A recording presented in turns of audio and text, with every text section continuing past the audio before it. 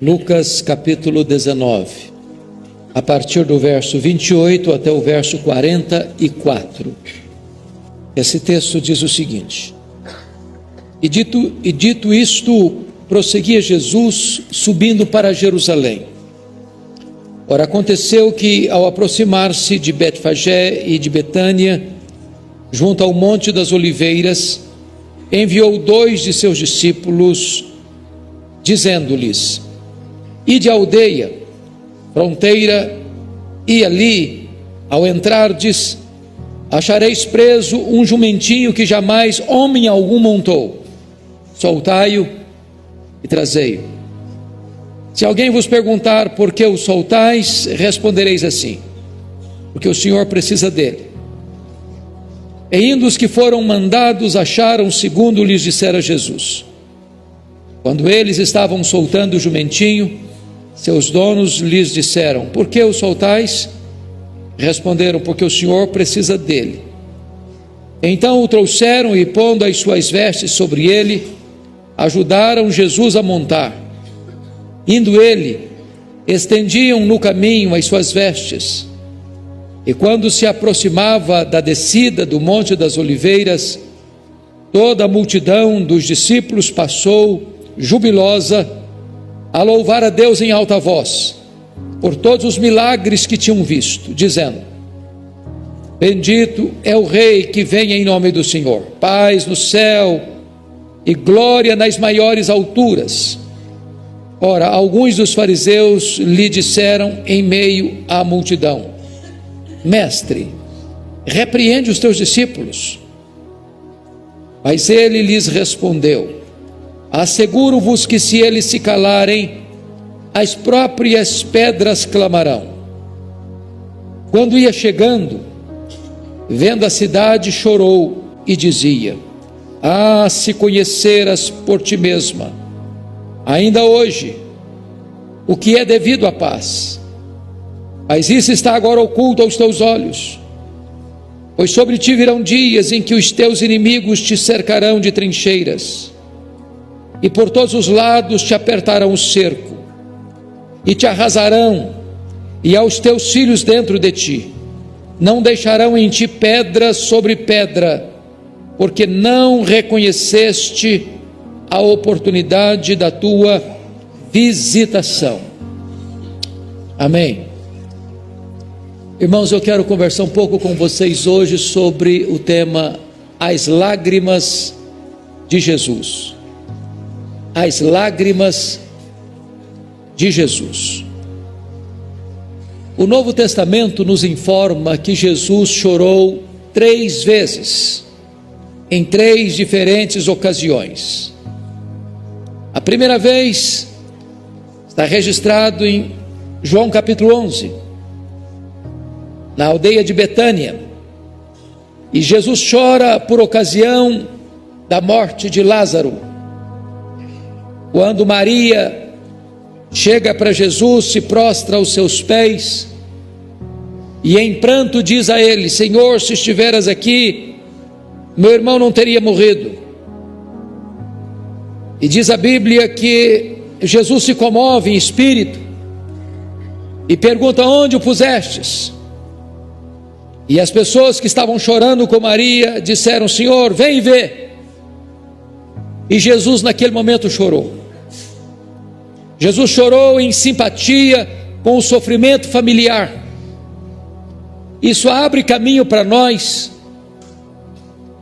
chorarmos também nos nossos funerais, de nós nos solidarizarmos com a dor daqueles que sofrem o golpe amargo da despedida de um ente querido. Isso mostra para nós que não é falta de fé, nem de esperança, quando você, embora num funeral de alguém que conhece a Jesus, que ama Jesus, que está com Jesus ao partir, nós que ficamos também nos rendermos às lágrimas, porque Jesus chorou. Segundo lugar, Jesus chorou sobre a amada e impenitente cidade de Jerusalém.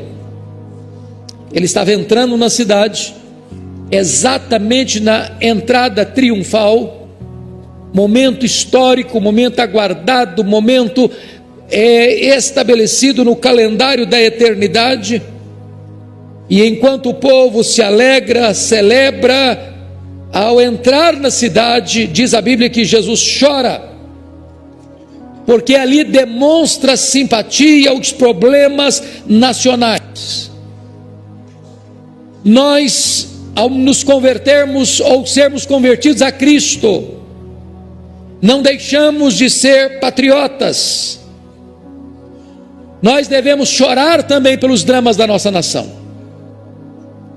Exatamente quando a nossa nação fecha o seu coração ao Evangelho, quando a nossa nação rejeita a proposta da graça, quando a nossa nação escarnece do Redentor e fecha as portas com as suas próprias mãos, a nossa nação é digna das nossas lágrimas. Jonas olhou para a cidade de Nínive e desejou que ela fosse destruída. Jesus olhou para Jerusalém e chorou porque a cidade destruiu a si mesma. Os problemas da nossa nação deveriam nos levar às lágrimas. Mas em terceiro lugar, irmãos, o Novo Testamento mostra em Hebreus 5:7 que Jesus chorou, e está escrito assim: ele, Jesus, nos dias da sua carne, tendo oferecido com forte clamor e lágrimas, orações e súplicas a quem o podia livrar da morte, e tendo sido ouvido por causa da sua piedade. E todos os estudiosos são unânimes em afirmar que Hebreus 5:7 está se referindo às lágrimas que Jesus derramou no jardim do Getsêmani. Vale destacar que ali Jesus Cristo chora porque ele está enfrentando a mais terrível batalha espiritual da história da humanidade. Tanto é fato que Jesus Cristo admite a sua angústia para si mesmo. Ele começou a angustiar-se. Ele admite a sua angústia para os seus discípulos, dizendo: ficai comigo, vigiai, porque eu estou angustiado até a morte. E ele admite a sua angústia para o Pai, porque é nesse momento, com lágrimas, e o texto diz com forte clamor e lágrimas, que ele ora ao Pai, diz: Pai, se possível passe de mim este cálice sem que eu beba, se não, seja feita a tua vontade. Notem vocês que a angústia de Jesus, o choro de Jesus não se dá na cruz.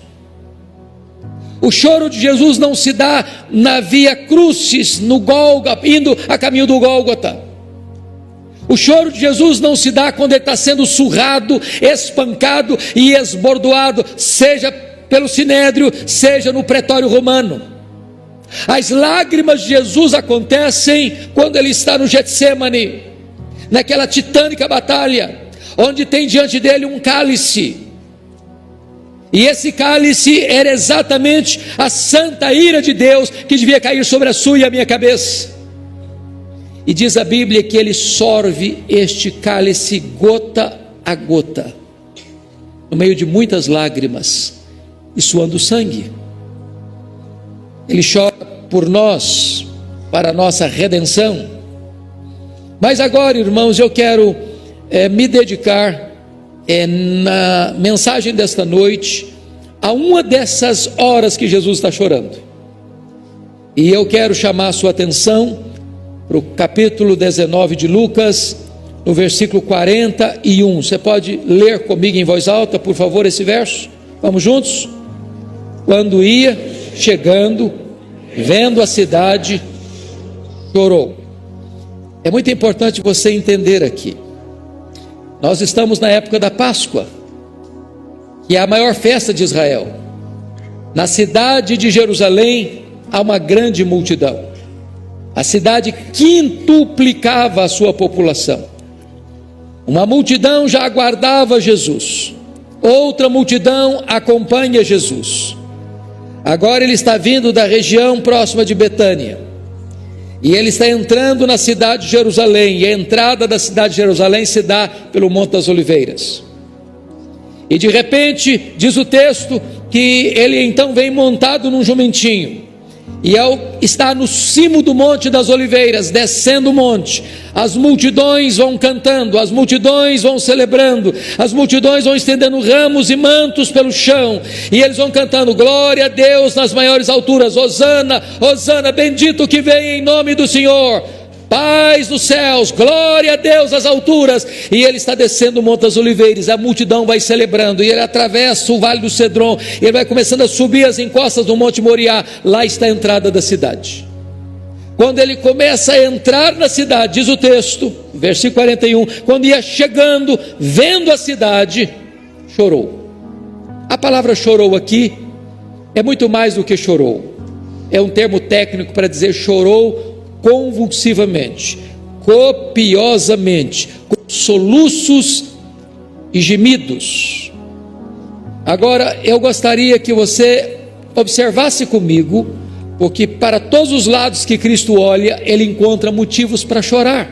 Primeiro, quando ele olhou para trás, ele viu quantas oportunidades aquela nação perdera, quantas mensagens, quantos alertas, quantas profecias, quantos ensinamentos, quantos milagres, tudo aquilo, aquela nação viu, ouviu, percebeu, recebeu e experimentou, mas aquela nação rejeitou a graça de Deus.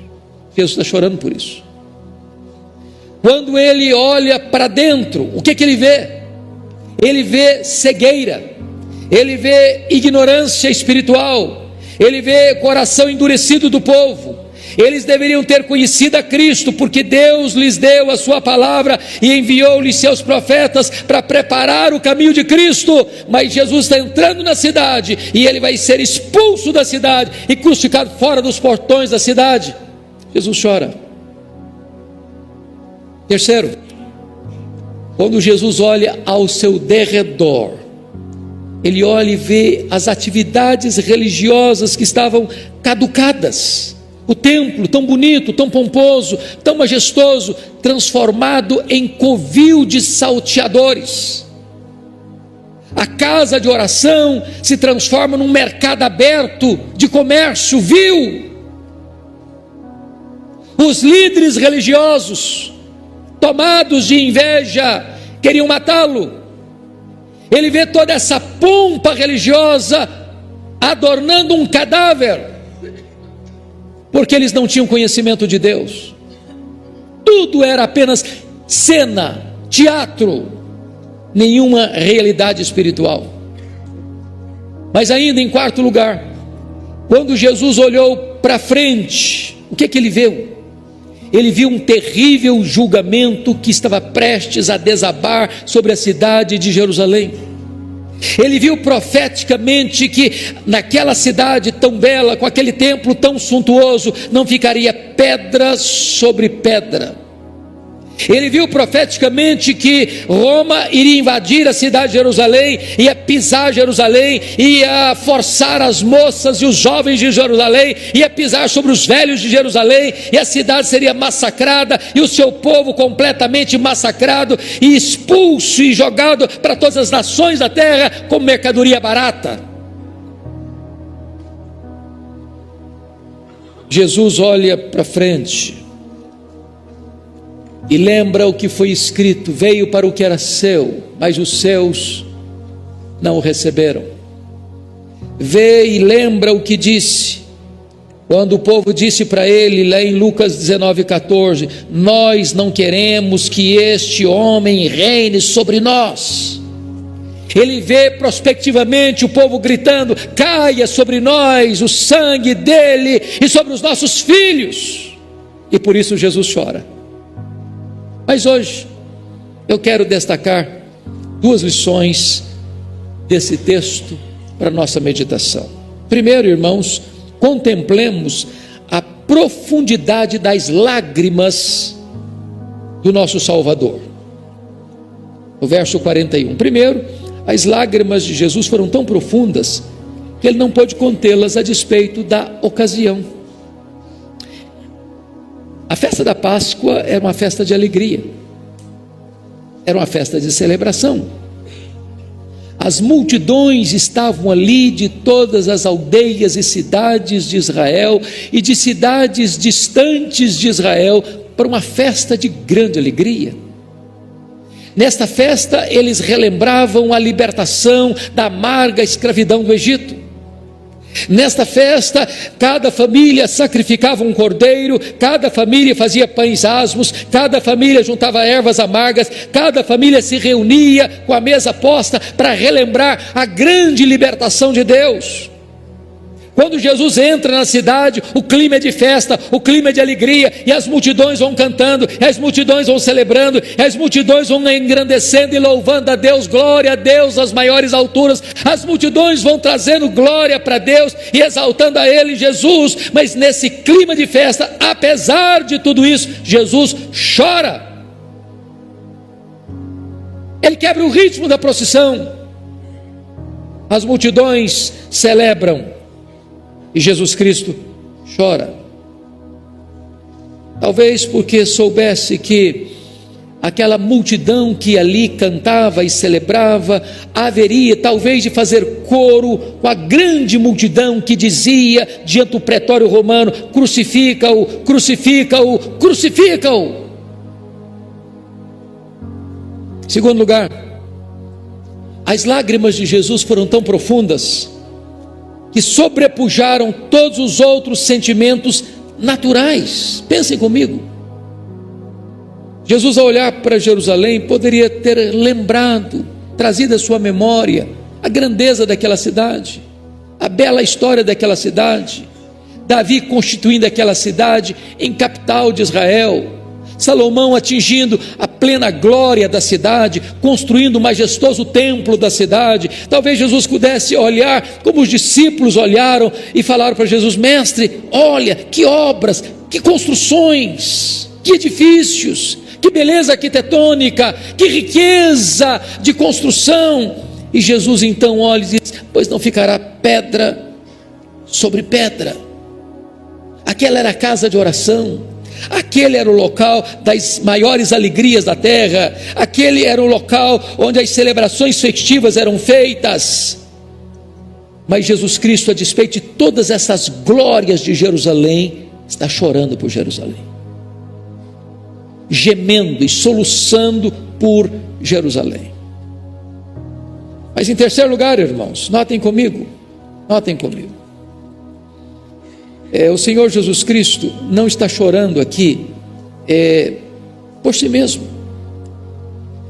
Ele diz para as mulheres de Jerusalém, filhas de Jerusalém: não choreis por mim, chorai por vós mesmas e pelos vossos filhos. Ele não está chorando porque ele vai sofrer, ele não está chorando porque ele vai ser açoitado, ele não está chorando porque ele vai ser condenado à morte cruz, ele não está chorando porque vai carregar um madeiro pesado no meio de uma multidão ensandecida, ele não está chorando porque vai ser preso naquele lenho maldito, suspenso entre a terra e os céus. Ele está chorando pelas pessoas. Mas em terceiro lugar, vejam comigo, as lágrimas de Jesus revelam-nos a sua compassiva natureza. Irmãos amados, diante da traição, diante da entrega, diante da postura covarde do Sinédrio, diante da postura covarde do governador romano Pôncio Pilatos, diante da postura cruel daqueles líderes religiosos, diante da postura desumana daqueles soldados, diante da atitude completamente animalesca daquele povo que o prende naquela cruz e que escarnece dele naquela cruz, ele poderia trazer ira, ele poderia fulminá-las com a sua justiça, com a sua ira santa, mas ele prefere chorar pela cidade de forma compassiva. Ele é o Deus Emanuel, ele é o Deus que se comove mesmo com a dureza do coração. Como disse o profeta Oséias: como te deixaria, ó Efraim, como te entregaria, ó Israel? Meu coração está comovido dentro de mim, as minhas compaixões a uma se acendem. Jesus está chorando porque lá as pessoas rejeitaram a sua graça. Ele chorou porque o povo amou mais as trevas do que a luz. Ele chorou porque a cidade virou as costas para Deus. Ele chorou porque eles preferiram a morte à vida.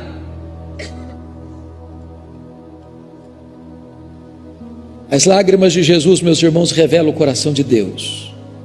Quando o próprio Deus diz assim em Ezequiel 33:11: eu não tenho prazer na morte do ímpio, mas que o ímpio se converta do seu caminho e viva. Convertei-vos dos vossos maus caminhos, pois porque havias de morrer, ó casa de Israel. É o Senhor que ainda chora por aqueles que se rebelam contra Ele, se endurecem contra Ele e fecham a porta da graça sobre si mesmos.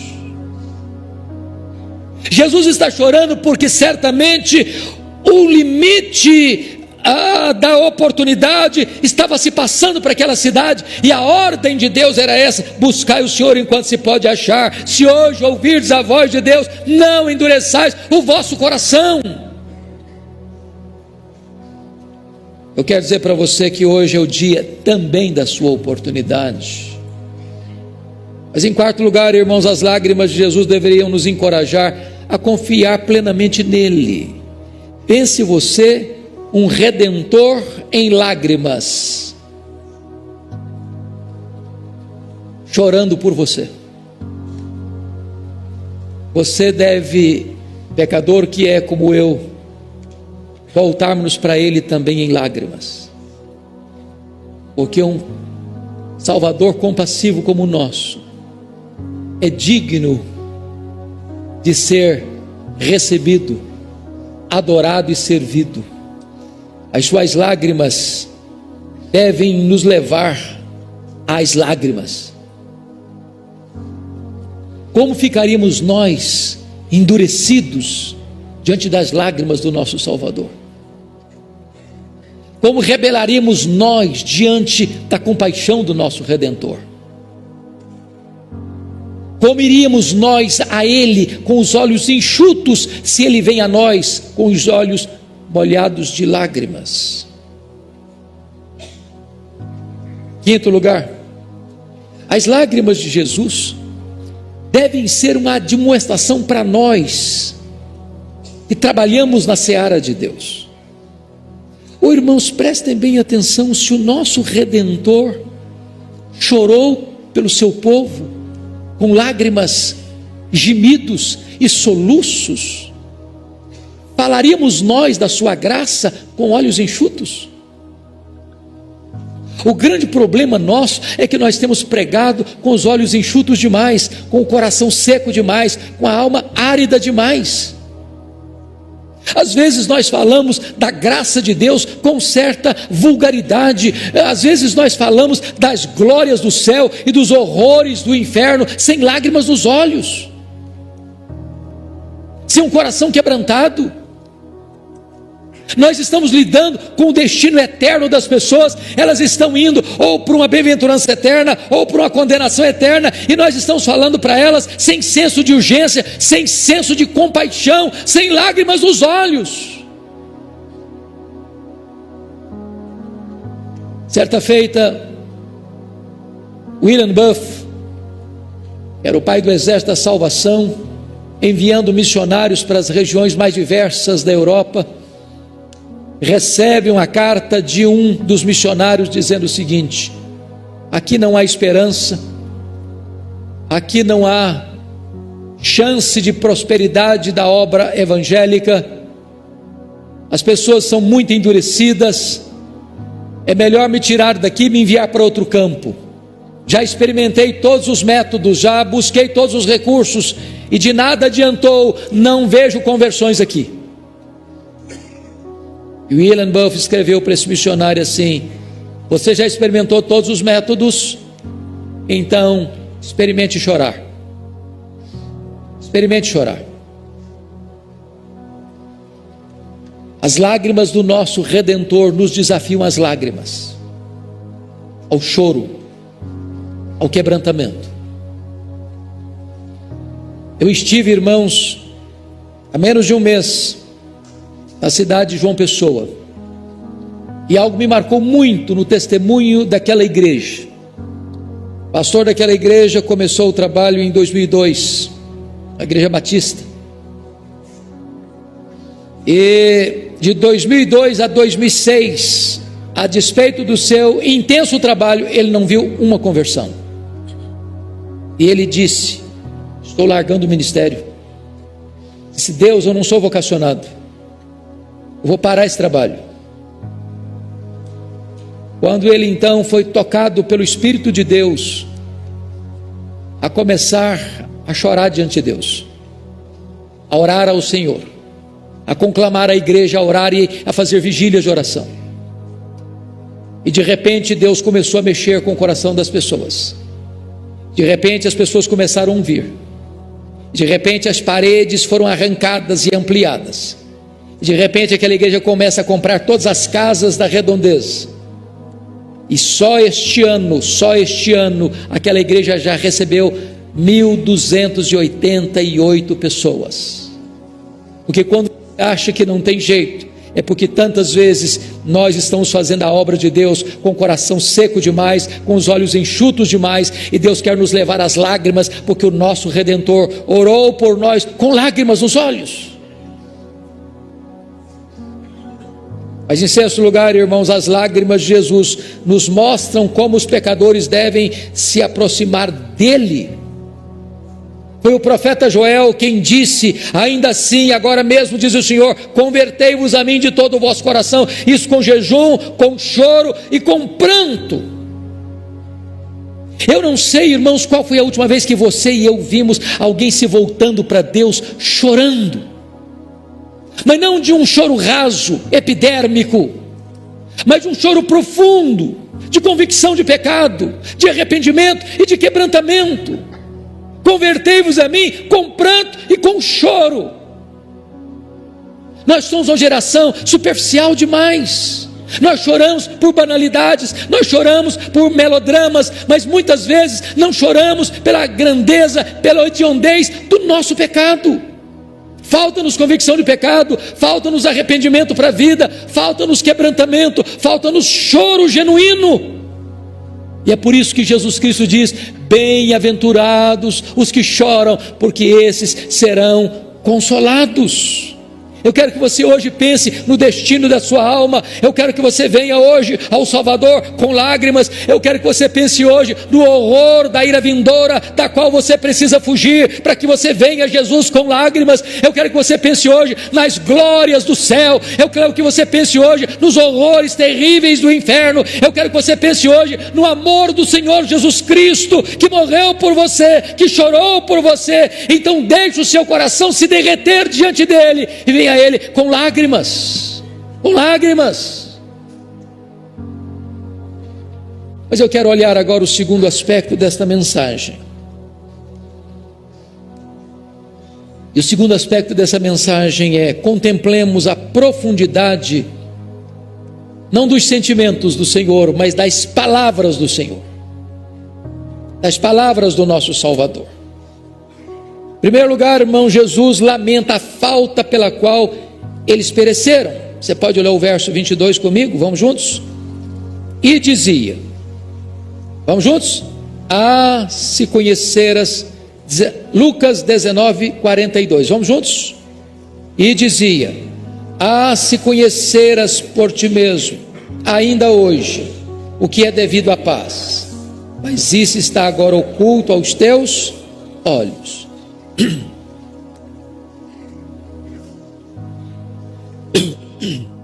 Jesus lamenta a falta pela qual eles pereceram. Preste atenção. A se conheceras. Qual era o problema deles? Ignorância. Ignorância. Ignorância foi a causa da ruína de Israel. O meu povo está sendo destruído porque lhe falta conhecimento.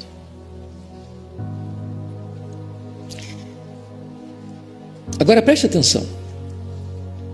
O problema deles não é que eles não conheciam de ouvir falar. Não era falta de conhecimento teórico. Eles eram religiosos. Eles liam a lei. Eles iam ao templo. Eles faziam sacrifícios. Eles frequentavam a igreja. Eles faziam suas oferendas, seus sacrifícios. Frequentavam as festas.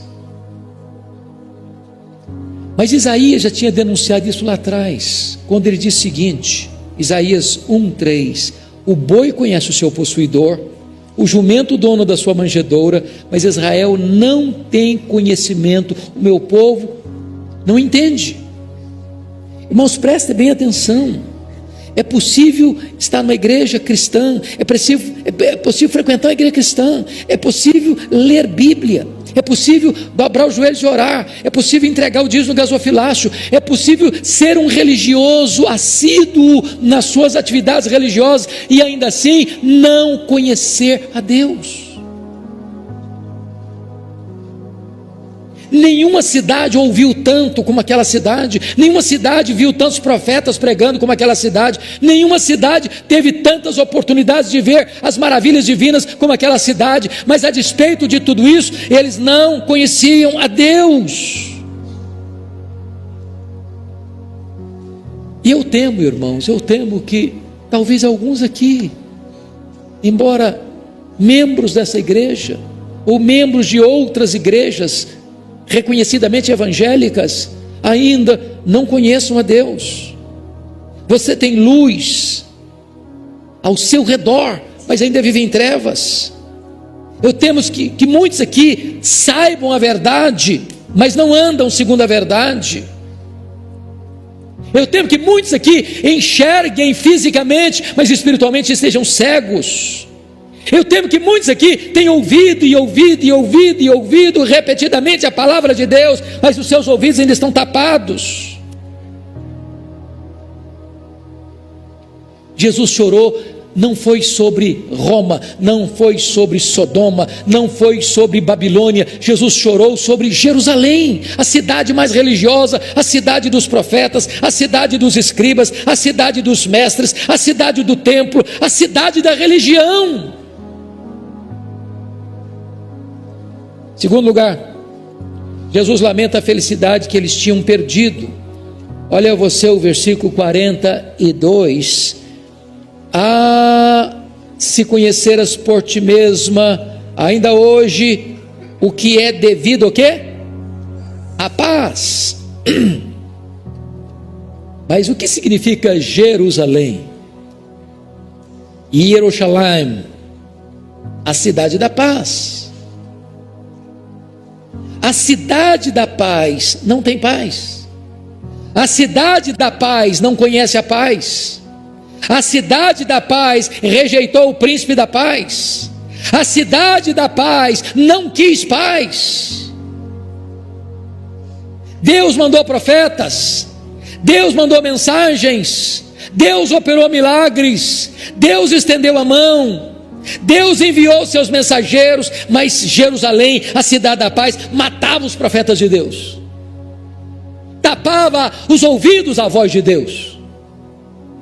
Tantas vezes no passado, e mais vezes no presente, ainda no futuro. Quero dizer para você, não importa a família de onde você procede, não importa o extrato social que você faz parte, não importa se você é doutor ou pós-doutor, não importa se você faz parte da elite econômica deste país, não importa se você é cercado de privilégios, se você ainda não rendeu o seu coração ao príncipe da paz, você não tem paz. Não tem paz. Está escrito em Isaías 57, 20 e 21, mas os perversos são como o mar agitado, que não se pode aquietar, cujas águas lançam de si lama e lodo. Para os perversos, diz o meu Deus, não há paz. Mas hoje, se você se reconciliar com Deus, há paz para a sua vida, há paz para a sua alma. Terceiro lugar, Jesus lamenta sobre as pessoas que tinham perdido a paz. Verso 42 ainda diz: se conheceras por ti mesmo, ainda hoje, o que é devido à paz.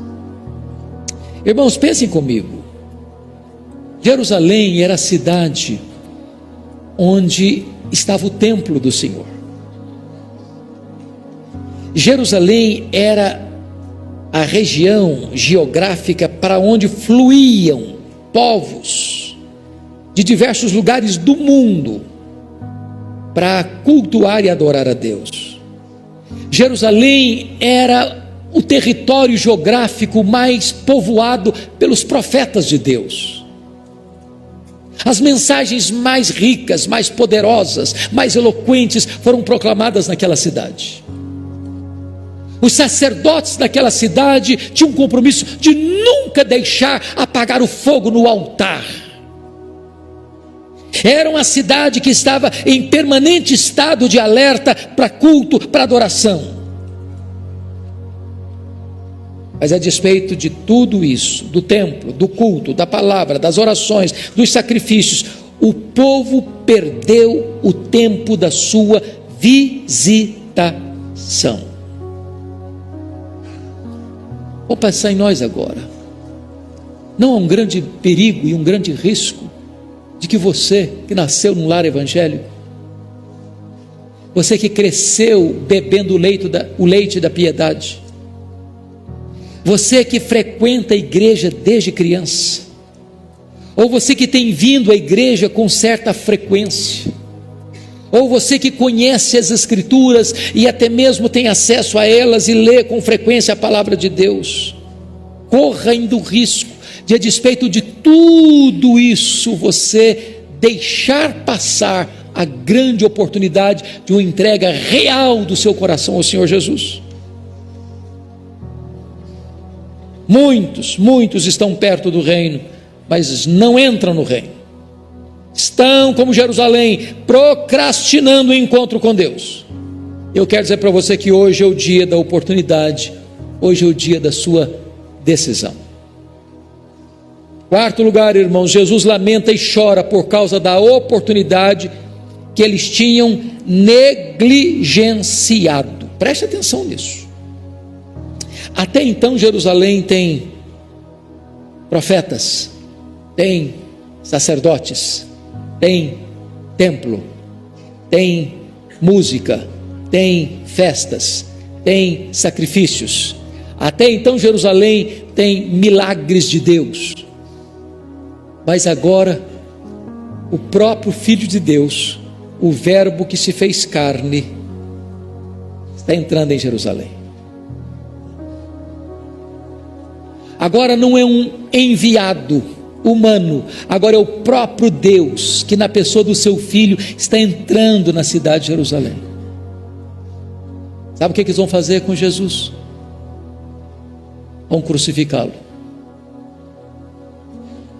vão arrancá-lo de dentro dos muros e vão crucificá-lo fora da cidade, rejeitando a oferta da graça. Oh, amados irmãos, quantas vezes, diante de tantas manifestações da graça, de tantas manifestações da bondade de Deus, de tantas mensagens que Deus manda, por último, Deus que falou de tantas formas, de tantas maneiras aos pais, pelos profetas, nestes últimos dias, nos fala pelo Filho, e a despeito de Deus enviar um filho, ao filho eles resolveram matá-lo. É por isso que Jesus está chorando. É porque se você rejeitar o Filho, não tem mais esperança, não tem mais mensagem, não tem mais oportunidade. Se você dizer não para Jesus, não há mais outra coisa para você, a não ser uma horrível expectativa de juízo. Se você recusar a oferta da graça que Jesus traz, então você está fechando a porta da salvação com a sua própria mão.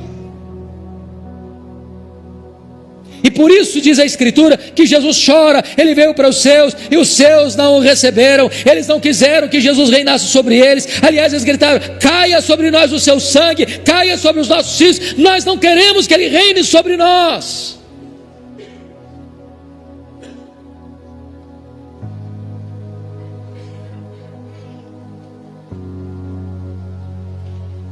Mas, amados, finalmente,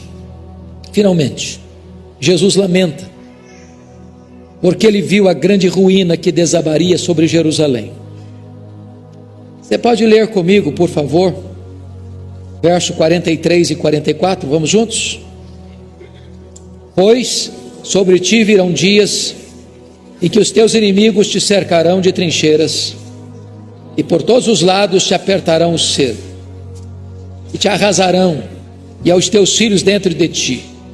Não deixarão em ti pedra sobre pedra, porque não reconheceste a oportunidade da tua visitação. Pois bem, Jerusalém recusou Jesus. Jesus esteve naquela cidade, Jesus fez milagres naquela cidade, Jesus pregou naquela cidade, eles pregaram Jesus na cruz naquela cidade. Naquela cidade Jesus ressuscitou. Na região daquela cidade, do Monte das Oliveiras, Jesus voltou para o céu. Naquela cidade Jesus derramou o Espírito Santo. Naquela cidade uma igreja vibrante começou a pregar. Mas aquela cidade perseguiu os apóstolos, prendeu os apóstolos. E aquela cidade, no ano 70, foi cercada pelos romanos. O general Tito Vespasiano cercou e entrincheirou a cidade. Faltou provisão, faltou comida, e as pessoas começaram a passar fome dentro da cidade. As mães começaram a comer os corpos de seus próprios filhos dentro dos muros da cidade. A doença, a miséria, mau cheiro. Quando a cidade não tinha mais a mínima chance de resistência, Tito invadiu a cidade. Foi implacável, foi cruel, foi desumano. Ele passou o fio da espada a crianças, homens, mulheres, velhos. Pisou a cidade, destruiu o templo, queimou o templo, arrasou a cidade. Não ficou pedra sobre pedra. Jesus está chorando, porque ao rejeitar o evangelho, aquela cidade lavrou a sua própria sentença, lavrou o juízo sobre si mesmo, e sofreu as dramáticas consequências da sua rebeldia. E Jesus deixa claro no versículo 27, isso aconteceu porque Jerusalém não reconheceu a oportunidade da sua visitação. Agora, isso aqui, irmãos, é apenas um símbolo frágil ainda do que será no grande dia do juízo,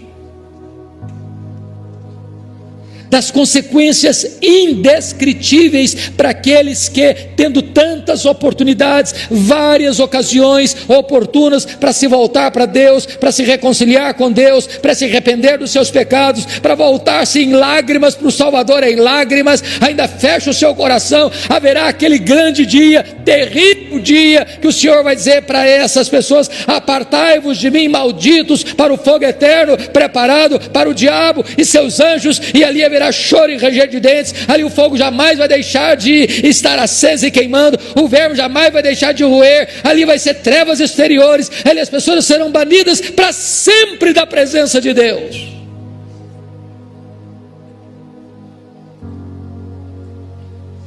Jerusalém não aproveitou o tempo da sua visitação, mas você e eu podemos aproveitar esse tempo. Ainda hoje é dia de voltar-se para o Senhor.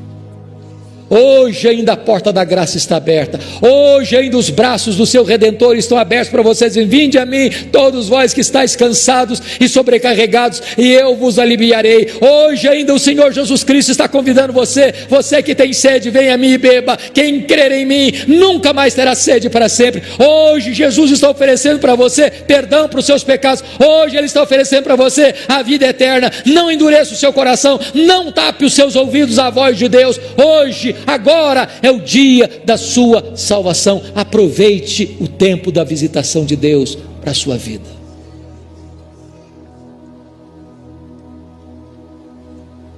Haverá um dia, entretanto, em que o Senhor Jesus Cristo vai olhar para uma outra Jerusalém. Para qual Jerusalém? a Jerusalém composta de todos aqueles que, aproveitando o tempo da visitação de Deus, o dia oportuno, se voltaram para Ele. E todos aqueles que formaram esta grande igreja dos primogênitos, dos remidos do Senhor, vão ser, numa linguagem poética, a nova Jerusalém. A Jerusalém que desce do céu. A Jerusalém que vai ser a morada de Deus. E Deus vai dizer para essa Jerusalém: eis o tabernáculo de Deus entre os homens, Deus mesmo estará com eles, e eles serão povos de Deus, e Deus enxugará dos olhos deles toda lágrima, já não haverá pranto, nem dor, nem luto, porque as primeiras coisas já passaram. Se hoje você se voltar com lágrimas para o seu Salvador, amanhã você vai ser o motivo da sua maior alegria, do seu maior deleite. E Ele vai se deleitar em você como o noivo se alegra da sua noiva. E Ele vai entrar com você para grandes bodas do Cordeiro. E vai ser uma festa que nunca mais vai acabar. Eu quero orar com vocês nesta noite. Eu não sei como você entrou aqui, mas hoje é o dia da visitação de Deus. Hoje é o dia da oportunidade de você se reconciliar com Deus. Feche os seus olhos, por favor. Curva a sua fronte e vamos orar. Hoje é um dia único na sua vida. Nunca outro houve, outro dia igual a este, nem jamais haverá outro semelhante. Hoje você é confrontado com as lágrimas de Jesus. Ele não chorou apenas por Jerusalém, Ele chora por você e por mim, lamentando o fato de alguém que conhece a verdade ainda assim rejeitar a verdade. E eu agora conclamo a você que veio aqui hoje, que entrou nesta casa, que não adie mais esta decisão. Se hoje ouvires a voz de Deus, não endureçais o vosso coração. É o próprio Deus quem coloca diante de você a vida e a morte, e Ele mesmo diz: escolhe a vida para que você viva. Hoje a porta da graça está aberta. Hoje o Salvador convida você. Hoje o Salvador orienta você a fugir da ira vindoura. Se você vier, Ele quem diz: quem vem a mim, de maneira nenhuma eu lançarei fora. Ó Deus, nós te pedimos agora, em nome de Jesus, que o Teu Espírito aplique a Tua palavra em cada coração aqui. Nós não podemos fazer esta obra, ela é de exclusiva competência do Espírito Santo. Só o Espírito Santo pode tirar o tampão dos ouvidos. Só o Espírito Santo pode tirar a venda dos olhos. Só o Espírito Santo pode tocar o coração com um toque regenerador. E nesta noite, Senhor, nós estamos clamando a Ti: tenhas misericórdia daqueles que estão aqui e que ainda não tiveram um encontro contigo. Que seja esta a noite da salvação, que seja esta a noite da reconciliação, que as lágrimas do nosso glorioso Redentor possam encontrar lágrimas de arrependimento aqui nesta casa, e que haja festa diante dos Teus anjos dos céus por um pecador que se arrepende nesta casa. Assim oramos, meu Deus, em nome de Jesus, o nosso amado Salvador. Amém.